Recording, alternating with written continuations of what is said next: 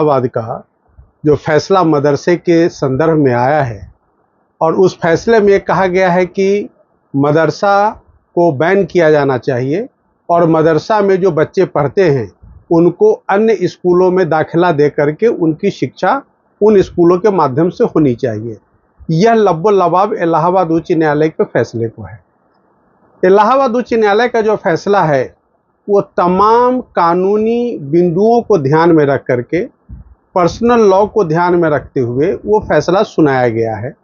और उस फैसले से आप देखेंगे कि वह आज का हमारा जो भारत का संविधान है उसके संदर्भ में एजुकेशन इंस्टीट्यूशंस किस तरह का होना चाहिए, राइट टू एजुकेशन एक्ट के तहत जो 2009 में जो भारत सरकार का, भारत के संसद का जो कानून आया उसके परिप्रेक्ष्य में मदरसा का रेलिवेंस क्या है, इन तमाम पहलुओं को देखते हुए माननीय उच्च न्यायालय का फैसला आया है। अब चूंकि जो उसके जो पीड़ित पक्ष हैं उन्होंने माननीय सर्वोच्च न्यायालय में स्पेशल पिटीशन फाइल किया है। अब वो मामला माननीय सर्वोच्च न्यायालय के समक्ष लंबित है, इसलिए उसके गुण दोष पे अभी कुछ बात कहना उचित नहीं होगा। अभी माननीय सर्वोच्च न्यायालय को अपना एक जजमेंट देना है, तो हम लोग उस जजमेंट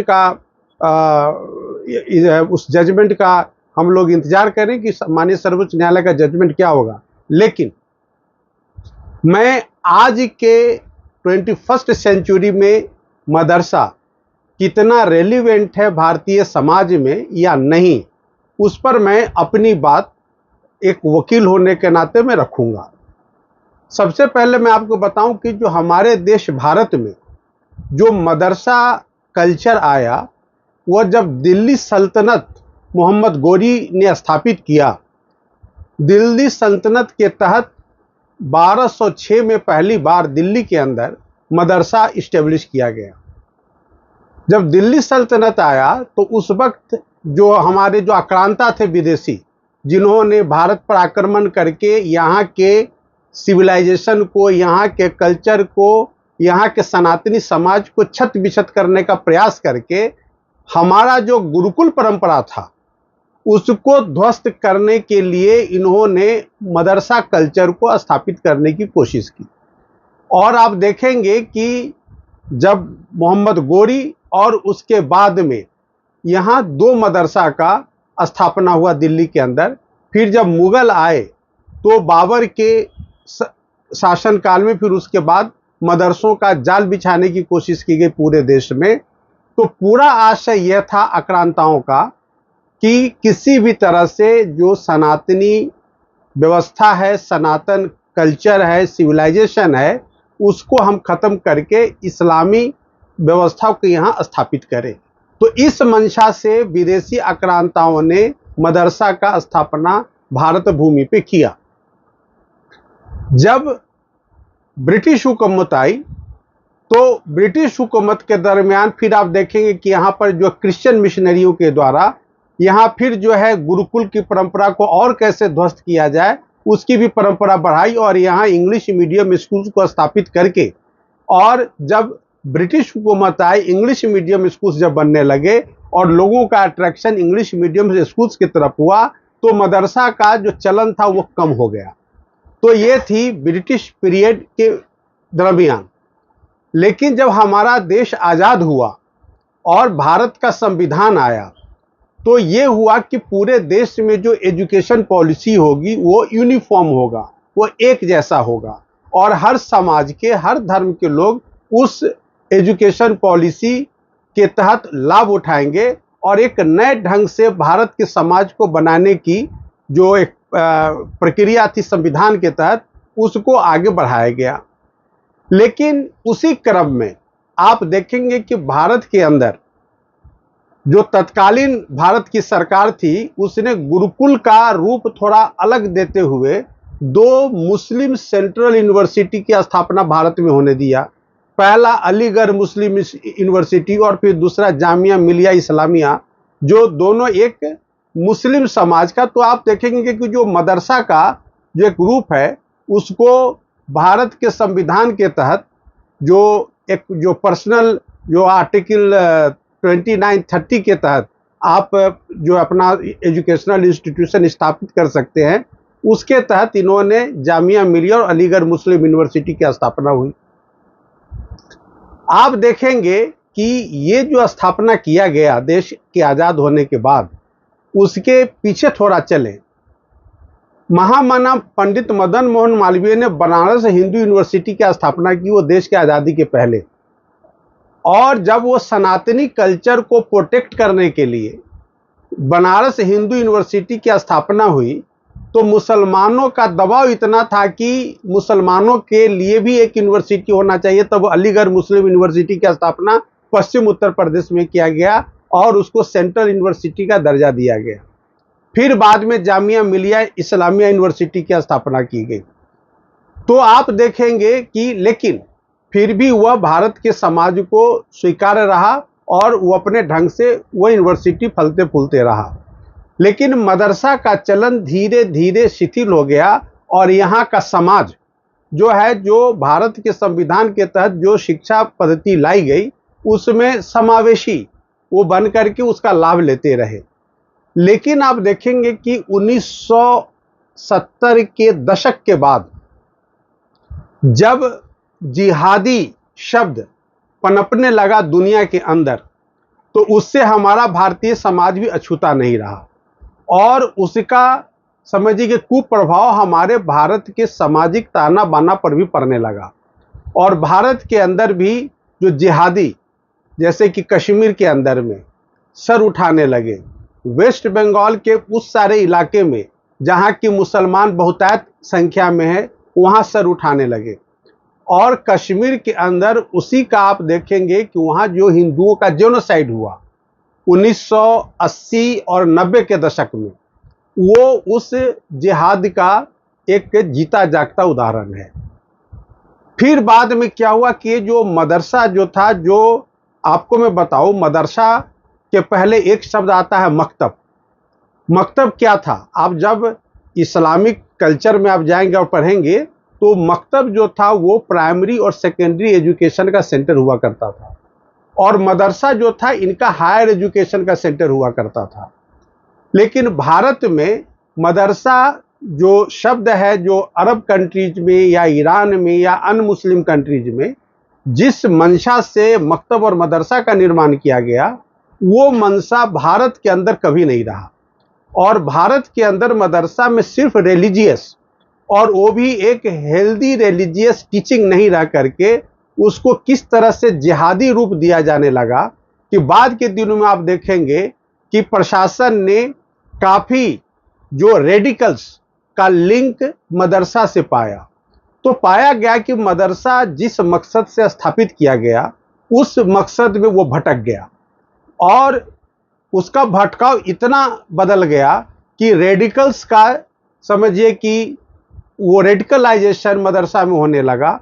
उसका कारण आप देखेंगे कि भारत सरकार का जो एक कमीशन है, वो child commission, the commission for protection of child rights, उस कमीशन का एक रिपोर्ट है। और उस कमीशन का जब आप रिपोर्ट पढ़ेंगे मदरसा को लेकर के, तो वो काफ़ी चौंकाने वाला है। उसने मदरसा के अंदर जो बच्चे पढ़ते हैं उनकी आर्थिक स्थिति कैसी है, उनकी सामाजिक स्थिति कैसी है, और उनको किस तरह का शिक्षा दिया जाता है और किस तरह के टीचर्स के द्वारा दिया जाता है, ये सबसे इम्पोर्टेंट फैक्टर। और उसने उजागर किया और उसने रिकमेंडेशन दिया भारत सरकार को कि जो मदरसा जो टाइप ऑफ जो टीचिंग सेंटर है, इसको ख़त्म करके या मदरसा को आरटीई एक्ट, जो राइट टू एजुकेशन एक्ट के तहत उसके स्टैंडर्ड को उस तरह का बना करके बच्चों को एजुकेट किया जाए, और नहीं तो मदरसा बंद करके उनके बच्चों को रेगुलर स्कूल्स में डाला जाए। क्योंकि जिस मकसद जो आज के संविधान के माध्यम से या जो राइट टू एजुकेशन के माध्यम से जो शिक्षा व्यवस्था होनी चाहिए, उस तरह का शिक्षा व्यवस्था वहाँ नहीं है। नंबर वन कि जो राइट टू एजुकेशन या जो एजुकेशन का जो काउंसिल है, जो टीचर्स एजुकेशन काउंसिल है, उसके हिसाब से जो क्वालिफिकेशंस होना चाहिए टीचर्स का, वो क्वालिफाइड टीचर्स नहीं है। जब वो क्वालिफाइड टीचर्स नहीं है तो बच्चों को किस तरह की शिक्षा देंगे? तो वो सिर्फ जो उनका धार्मिक ग्रंथ है उसी के तहत शिक्षा दे करके और किस तरह से समाज के अंदर एक विकृति पैदा करने का, एक द्वेष पैदा करने का जो एक परंपरा जो चला गया है, तो इस तरह की शिक्षा व्यवस्था वहां दी जाती है। तो जो कमीशन जो है चाइल्ड राइट्स प्रोटेक्शन का, उनका रिकमेंडेशन है कि इसको खत्म किया जाए और उन्होंने बहुत सारे पैरामीटर्स, फैक्टर्स उसमें गिनाए हैं।